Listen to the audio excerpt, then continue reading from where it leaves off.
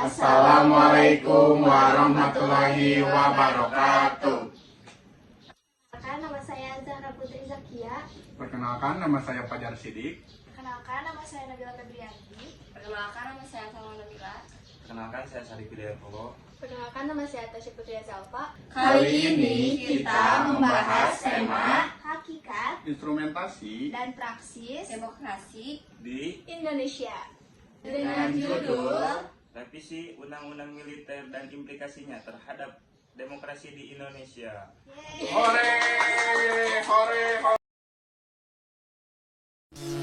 Padahal angkatan perang tidak boleh ikut-ikut politik, tidak boleh diombang-ambingkan oleh sesuatu politik.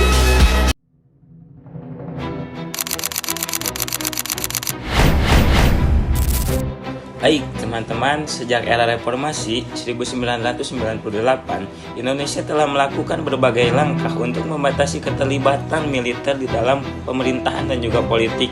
Salah satu langkah penting adalah penghapusan dui fungsi ABRI yang sebelumnya memang memungkinkan militer memiliki peran ganda dalam bidang pertahanan dan juga politik. Reformasi tersebut bertujuan untuk memastikan supremasi sipil dan mencegah kembalinya otoritarianisme militer yang mendominasi Orde Baru. Memangnya seperti apa sih Orde Baru itu? Di Orde Baru kita akan mengenal di fungsi ABRI.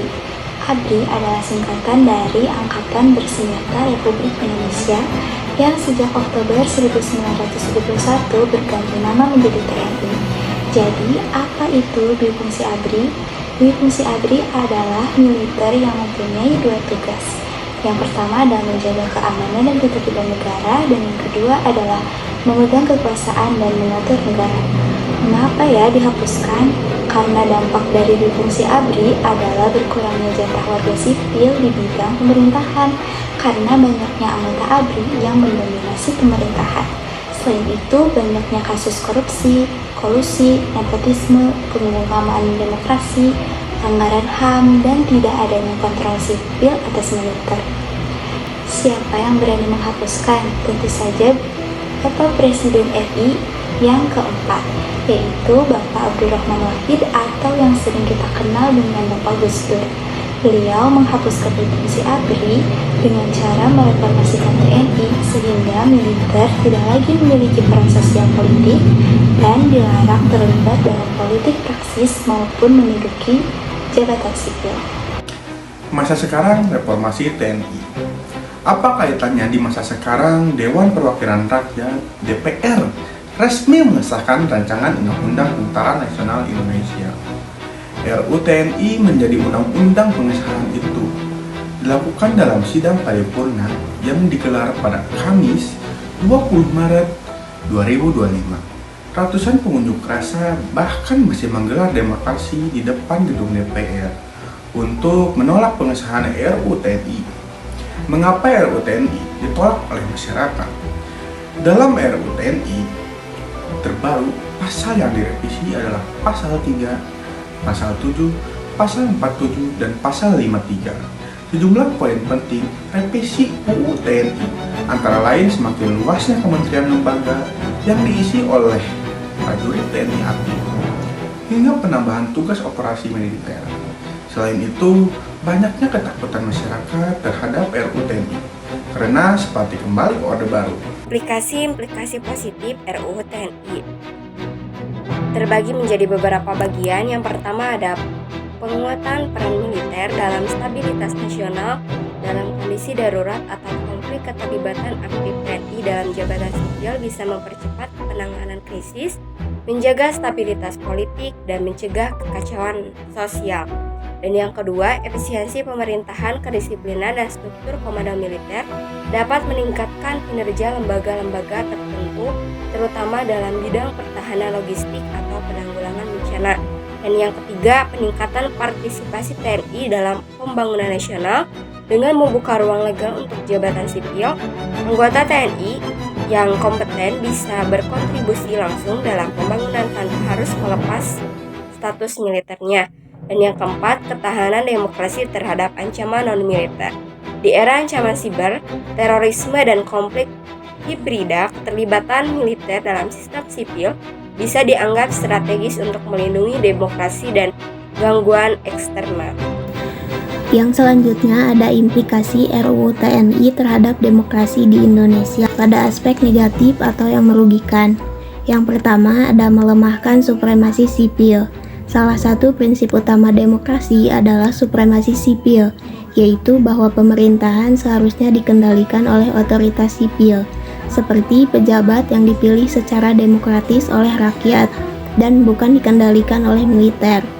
Dengan adanya revisi ini, TNI akan kembali memiliki pengaruh yang lebih besar dalam pemerintahan dan kebijakan negara, sehingga melemahkan prinsip supremasi sipil yang menjadi landasan demokrasi. Yang kedua, ada potensi politisasi militer. Dengan keterlibatan perwira aktif dalam jabatan sipil, ada kemungkinan bahwa militer akan kembali terlibat dalam politik praktis atau politik yang mengutamakan kepentingan pelaku politik dan golongannya, seperti yang pernah terjadi di masa Orde Baru, di mana militer punya peran besar dalam pemerintahan dan politik praktis. Yang ketiga, ada ancaman terhadap hak-hak sipil dan demokrasi. Sejarah menunjukkan bahwa keterlibatan militer dalam pemerintahan seringkali berujung pada pembatasan kebebasan pers, kebebasan berpendapat, dan hak untuk berdemonstrasi. Yang keempat, ada penyalahgunaan kekuasaan. Ketika militer terlibat dalam pemerintahan sipil, ada potensi mereka menyalahgunakan kekuasaan tersebut untuk kepentingan sendiri, baik untuk keuntungan institusi militer maupun individu di dalamnya, yang dapat menghambat transparansi dan akuntabilitas pemerintahan. Lalu apa sih solusinya? Yang pertama, penegasan supremasi sipil dalam konstitusi yang mengacu pada Undang-Undang Dasar 1945 Pasal 30 Ayat 2 yang berbunyi, usaha pertahanan dan keamanan negara dilaksanakan melalui sistem pertahanan dan keamanan rakyat semesta oleh TNI dan Polri sebagai kekuatan utama dan rakyat sebagai kekuatan pendukung. Artinya, fungsi militer adalah menjaga pertahanan, bukan mengelola urusan sipil. Maka, revisi undang-undang harus ditegaskan agar tidak melanggar prinsip ini. Lalu yang kedua, yaitu melindungi hak asasi manusia dengan memastikan keberadaan TNI di jabatan sipil tidak menciptakan rasa takut di masyarakat yang mengacu pada pasal 28D dan 28G Undang-Undang Dasar 1945 yang berbunyi, setiap orang berhak atas pengakuan, jaminan, perlindungan, dan kepastian hukum yang adil. Nah, artinya revisi undang-undang ini harus memastikan bahwa kehadiran militer di jabatan sipil tidak mengancam kebebasan sipil, tidak menciptakan ketakutan, dan juga tidak membungkam kritik. Lalu, yang ketiga yaitu meningkatkan partisipasi publik dan transparansi regulasi. Proses revisi Undang-Undang TNI harus terbuka dan melibatkan akademisi, aktivis HAM, organisasi masyarakat sipil, dan juga media. Karena hal ini tuh penting agar revisi undang-undang tidak hanya berpihak pada kepentingan elit, tetapi juga menjaga kedaulatan rakyat. Lalu yang keempat, pembatasan dan kriteria khusus untuk penugasan di jabatan sipil. Revisi undang-undang harus mencantumkan syarat dan batasan yang jelas, misalnya hanya boleh di bidang tertentu seperti pertahanan, kebencanaan, atau keamanan siber, dan yang